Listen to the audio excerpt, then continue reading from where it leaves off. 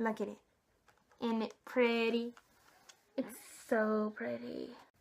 Hey guys, Theater Girl 1018 here, and I thought today would be a right time to do the Taylor Swift book tag. Cause the players gonna play, and the haters gonna hate, baby. I'm just gonna shake it off, heartbreakers gonna break, and the fakers gonna fake, baby. I'm just gonna shake it off. We are never, ever getting back together. So for We Are Never Ever Getting Back Together, I'm supposed to pick a book series that I used to be in love with, or was sure I was in love with, and then I decided to break up with it. And absolutely, without a doubt, for this one, I have chosen the Castor Chronicles series by Cami Garcia and Margaret Stahl, also known as the Beautiful Creatures series. And why am I holding up Beautiful Darkness and not Beautiful Creatures? I think you all know why. Because Beautiful Darkness is the one that made me break up with this series. Beautiful Creatures was so good. And then Beautiful Darkness was so bad. What? Everybody was whiny and nothing developed. And for some reason, I read through the whole book and I wasted like a month of my life reading this book. And then I remember I decided I wasn't going to read the rest of the series because it was so bad. But then it was like, occasionally I would think about, maybe I should read it, and then the series would call me up again, and it would be like, I love you, and like, I would think the rest of the series would get better, especially after I heard how Beautiful Chaos ended, and it sounded intriguing and sad, and I was like, yeah, but then it was like, no, I shouldn't read it, yes, I should read it, and we kept getting back together in my mind, and then at theater camp, I was talking to my friends about this series, and my friend told me that the rest of the series was just as bad as Beautiful Darkness, and that she didn't get through Beautiful Redemption, and I was just like, at that point, I was just like, we are never getting back together. Like, ever. Losing him was blue like I never known. Missing him was dark gray all alone. But loving him was red. So for red, I'm supposed to pick a book with a red cover.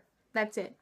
Now, I could have gone with Catching Fire or The Elite or something like that everybody's going to do, but I decided to be a rebel with this and choose There's No Place Like Home by Jen Kalanita, the last book in the Secrets of My Hollywood Life series, which seriously, I could talk about these books on my channel once, but seriously, read these books. They're so good. Especially this last one. This last one doesn't even feel like realistic fiction. It's just, wow. This book, I read this book in like, how many? I read this book in like, I don't know, I didn't mark it down, but I read this book in like 4 days, I think. It was 3 days, maybe. It was that good. Real page turner. And it's a red cover. I know I had the best day with you today. For the best day, I'm supposed to pick a book that makes me feel nostalgia.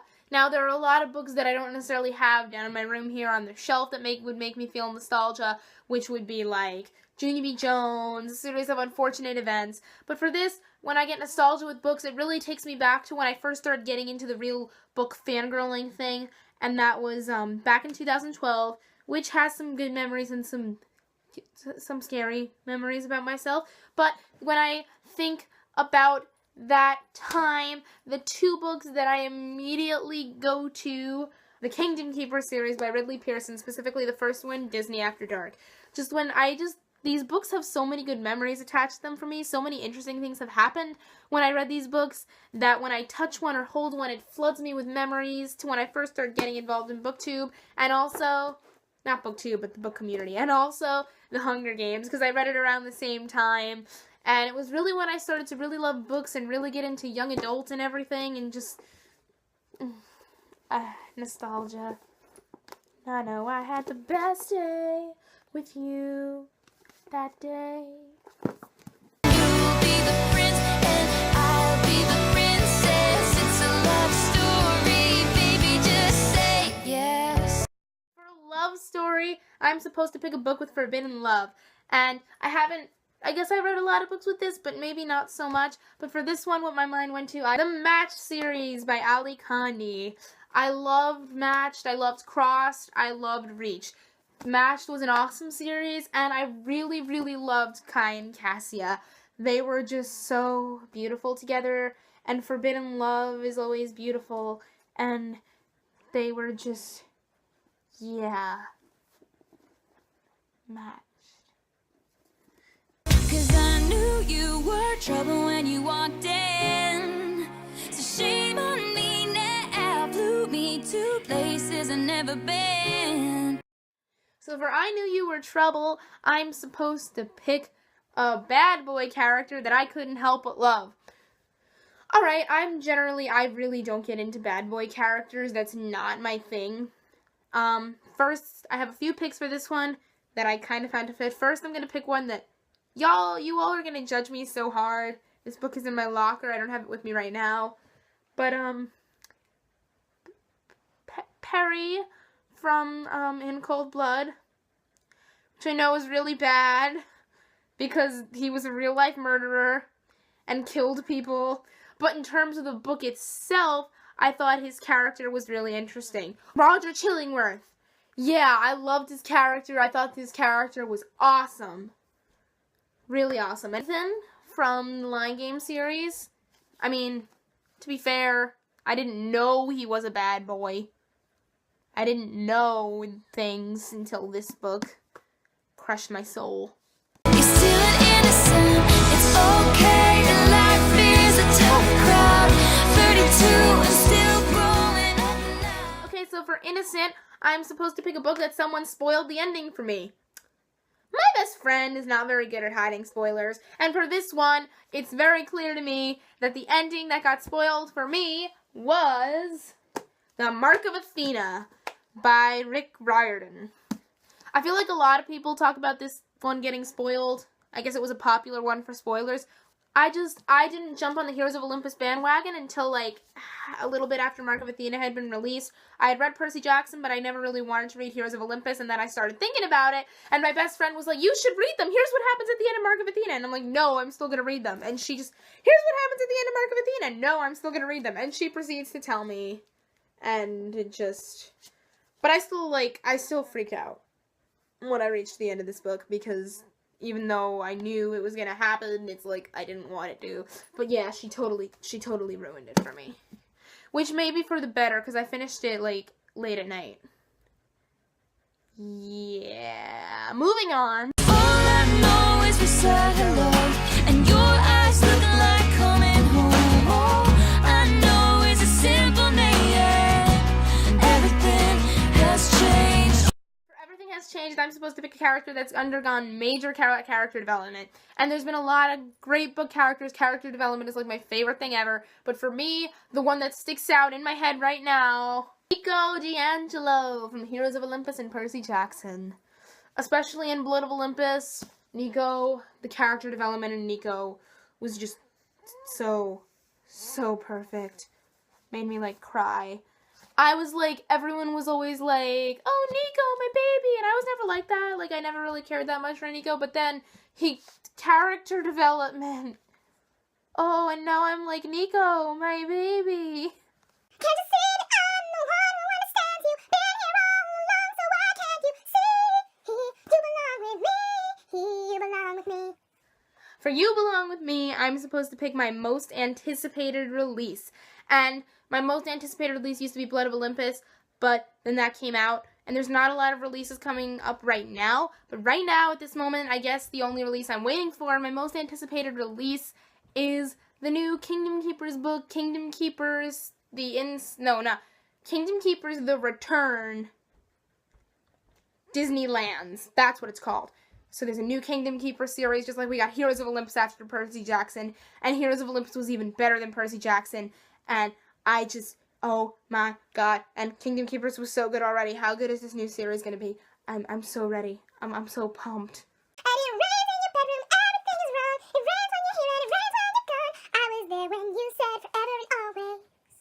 For Forever and Always, I'm supposed to pick my most favorite book couple ever. And for me, even though at times I may think that other book couples are my favorite because it's been so long since I've read something of these two, no matter what, whenever I go back to these two, I know that no matter what, they will always be my number one. And that is Ron and Hermione from the Harry Potter series. Oh, these two are so beautiful. And their kind of love story is exactly the kind of love story that I love and adore, and I've always adored since I was a kid. And I think they're the reason why I adore it. And a lot of times I'll go back and, like, think that maybe they're not my number one anymore because of other couples that I've read, but then I'll read something about them, a headcanon or something, and I'll cry, and I'll know Ron and Hermione will always be my number one. And they love each other forever and always, despite what J.K. Rowling says. Harry and Hermione, no. Ron and Hermione, yes. Come back, be here. Come back, be here. For Come Back, Be Here, I'm supposed to pick a book that I would never lend out. This is really not an issue for me. I usually only lend books out to my best friend and my best friends in general. Just people I know will always give it back to me because I'm very sensitive with that. But the one book I wouldn't lend out mainly because I'm not allowed to lend it out, but I don't think I would lend it out on my own either. Kingdom Keeper's Shell Game. Because I would never, ever lend this out because look, it's signed. It's signed by Ridley Pearson. He touched this page after he shook my hand and told me he liked my Willa shirt. And told me there was going to be more Green Eye reveals in this book because I told him that the one in the fourth book freaked me out and he scared me, but I loved it. And this was also from my first book signing, and that's something really special to me. And I just don't think I could give this up. Here's the reason for the teardrops on my guitar. The only one that's got enough of me to break my heart. This song was saying the only one that's got enough of me to break my heart. So true. Typically, it's not really all that typical, or it wasn't really all that common for me to shed tears while reading books. Like, I could cry, but it was the dry crying when the tears wouldn't come out. Even with Fault in Our Stars, I was kind of just like, just dry crying. But it's become a lot more common with me lately for me to actually shed tears reading books. Ever since Allegiant by Veronica Roth. Like, is it even a question what this one was going to be? The player's gonna play. Haters gonna hate. I'm just gonna shake. Shake it off. This one I'm supposed to pick a book that I absolutely adore, but all the haters are hating, and I don't even care because haters to the left. And if you watch my videos lately, you know that for me, this is The Blood of Olympus by Rick Riordan. Oh, I loved Blood of Olympus so much, and I don't need to say much about it because I said it in my Blood of Olympus book talk, but I loved Blood of Olympus, and yes, oh my god, why does everybody hate it? No, shake it off. Shake it off. Stay. I've been loving you for quite some time. This one I'm supposed to pick a book that I would want to go on forever and ever. And for me, there's really like a bunch of series that I would read forever and ever and let the last book go on forever. Kingdom Keeper series by Ridley Pearson. The Harry Potter series by J.K. Rowling. Heroes of Olympus series by Rick Riordan, specifically Blood of Olympus, because I would read with this after the depression that hit me after Blood of Olympus. I would read this book forever, just reading like minute, insignificant details about their lives. First of all, I want to read all these Percy reunions, and I would read a book about Percy and Annabeth going to the grocery store. And that goes for like Harry and Ron and Hermione and the Kingdom Keepers too. Here we are again on that little town street. You almost had it red because you were looking over me. Wind in my hair, I was there. I remember it all too well. For All Too Well, I'm supposed to pick a series that should have more books, and not necessarily a series that, like for me, that I want to have more books is what I just talked about, but a series that needs more books. Like what we got was insufficient. And for me, the Delirium series by Lauren Oliver. After Requiem, so many questions were unanswered. It felt like the ending to a penultimate. It felt like a perfect ending to a penultimate, but to a series finale, it wasn't good enough. We started setting up a rebellion, and we don't know what happened with that rebellion. If they won, we don't know what happened to Hannah. We just it fell.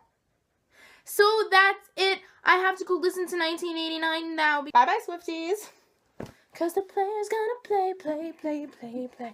Haters gonna hate. I'm just gonna shake. Shake it off.